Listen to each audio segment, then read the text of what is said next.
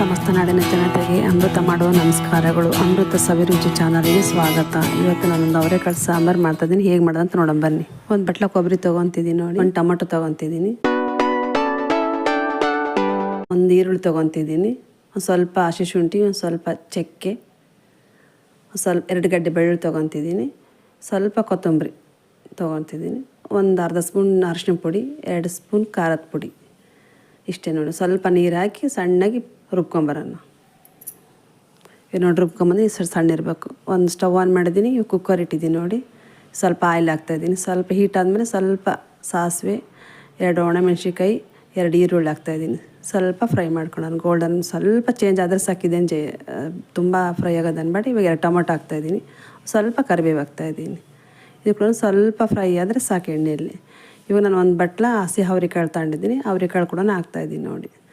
ಇವಾಗ 2 ಆಲೂಗಡ್ಡೆ ತೊಗೊಂಡಿದ್ದೀನಿ, ಹಸಿ ಆಲೂಗಡ್ಡೆ. ನಾನು ಹಳ್ಳಿ ಸ್ಟೈಲಲ್ಲಿ ಮಾಡೋದ್ರಿಂದ ನಾನು ಹಿಂದೆ ಸಿಪ್ಪಿ ತೆಗ್ದಿಲ್ಲ, ಹಂಗೆ ಹಾಕ್ತಾಯಿದ್ದೀನಿ. ಇದು ಸ್ವಲ್ಪ ಎಲ್ಲ ಫ್ರೈ ಮಾಡುವಾಗ ಬಿಸಿ ಮಾಡ್ಕೊತಾಯಿದ್ದೀನಿ. ಸ್ವಲ್ಪ ಫ್ರೈ ಆದರೆ ಸಾಕು 2 ನಿಮಿಷ. ಇವಾಗ ನಾನು ರುಬ್ಕೊಂಡಿರೋಂಥ ಮಸಾಲೆ ಎಲ್ಲ ಹಾಕ್ತಾಯಿದ್ದೀನಿ ನೋಡಿ. ಫ್ರೈ ಅಂದರೆ ಫುಲ್ ಡೀಪ್ ಫ್ರೈ ಇಲ್ಲ, ಸುಮ್ಮನೆ ಲೈಟಾಗಿ ಎಣ್ಣೆಯಲ್ಲಿ ತಿರುಗಿಸಿದ್ರೆ ಸಾಕು. ಮಸಾಲೆ ಕೂಡ ಎಲ್ಲ ತಿರುಗಿಸ್ತಾಯಿದ್ದೀನಿ ನೋಡಿ. ಈ ಮಿಕ್ಸಿಯಲ್ಲಿ ಇರ್ತಕ್ಕಂಥ ಮಸಾಲೆ ಸ್ವಲ್ಪ ನೀರು ಹಾಕಿ ಹಾಕ್ಕೊತಾ ಇದ್ದೀನಿ. ಸ್ವಲ್ಪ ತಿರುಗಿಸಿದ್ರೆ ಸಾಕು. ಸ್ವಲ್ಪ ಇವಾಗ ಹುಣಸೆಹಣ್ಣು ರಸ ಹಾಕ್ತೀನಿ, ಒಂದು ನಿಂಬೆಹಣ್ಣಿನ ಗಾತ್ರಷ್ಟು ಹುಣಸೆ ಹುಳಿ ತೊಗೊಂಡಿದ್ದೀನಿ, ಅದನ್ನು ಕೂಡ ಸೇರಿಸ್ತಾ ಇದ್ದೀನಿ. ಇವಾಗ ಉಪ್ಪು ಹುಳಿ ಖಾರ ನೋಡ್ಕೊಂಡು ಉಪ್ಪು ಹಾಕ್ತಾಯಿದ್ದೀನಿ ನೋಡಿ. ಇವಾಗ ಎಲ್ಲ ಒಂದ್ಸಲ ಟೇಸ್ಟ್ ನೋಡಿಬಿಟ್ಟು ಉಪ್ಪು ಹುಳಿ ಖಾರ ನೋಡ್ಕೊಂಡು ಇದು ಮಾಡೋದು. ಈಗ 1 ಲಿಡ್ ಕ್ಲೋಸ್ ಮಾಡ್ತಾಯಿದ್ದೀನಿ. ನಮಗೆ ಈ 2 ವಿಜಿಲ್ ಬಂದರೆ ಸಾಕು ನೋಡಿರಿ. ತಣ್ಣಗಾಗಿದೆ, ಲಿಡ್ ಕ್ಲೋಸ್ ಮಾಡಿದ್ದೀನಿ, ತಣ್ಣಗಾಗಿದೆ. ಓಪನ್ ಮಾಡಿ ನೋಡ್ತಾಯಿದ್ದೀನಿ. ಇವಾಗ ಅವರೆಕಾಳು ರೆಡಿಯಾಗಿದೆ ನೋಡಿರಿ.